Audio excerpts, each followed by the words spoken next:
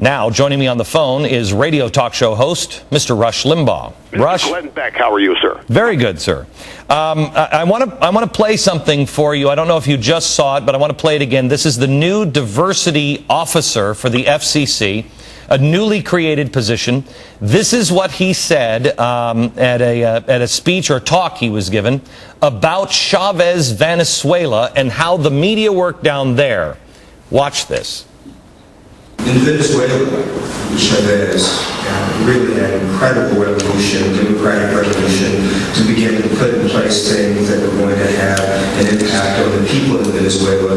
The property owners and the folks who were then controlling the media in Venezuela rebelled, worked frankly with folks here in the U.S. government, worked to oust him, but he came back in another revolution, and then Chavez began to take very seriously media in this country. Rush, I find that breathtaking.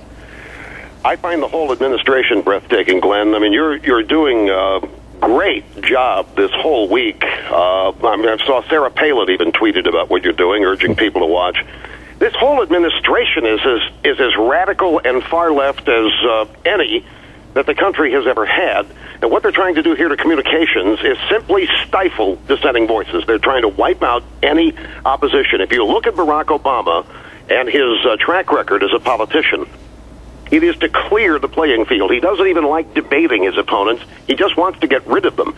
And this diversity czar comes from a fringe, radical, Saul Alinsky type of background. And the things that he's talking about doing, and I watched your show for the first half hour today, the things that he's talking about doing to shut down radio are simply un-American. It's not to say that it's not constitutional. It's simply un-American. And make no bones about it, folks.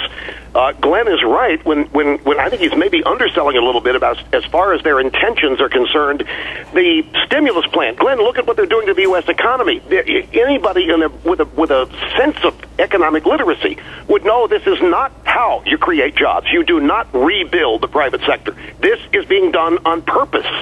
All of these disasters are exactly what Obama wants. The more crises, the better.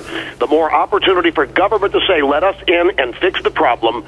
And with his number one opposition is on radio, and Fox News. His number one opposition's on radio. They can't go fairness doctrine because it's too obvious. So they're trying to do this backdoor route with diversity and ownership, the 100% tax on operating in order to pay public radio because they're supposedly fair. It's insidious.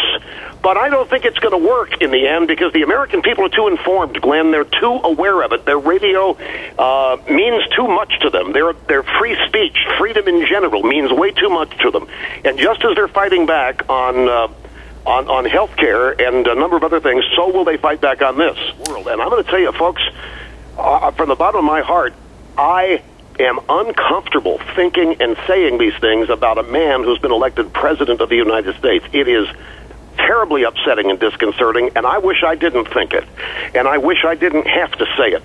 But there's no way to sugarcoat it. This is not politics as usual. This is not left versus right. This is not Republican versus Democrat. This is statism, totalitarianism versus freedom. And if these people are allowed to go where they want to go unchecked, then some people, a lot of people, I don't think half the country, but close, will wake up one day and find, my God, what the hell happened? Because this is not what they voted for. They had no intention of this. They thought they were getting something entirely different. And it is, it's a responsibility that we all have, being honest and earnest to inform people of what these possibilities are, because they are very real.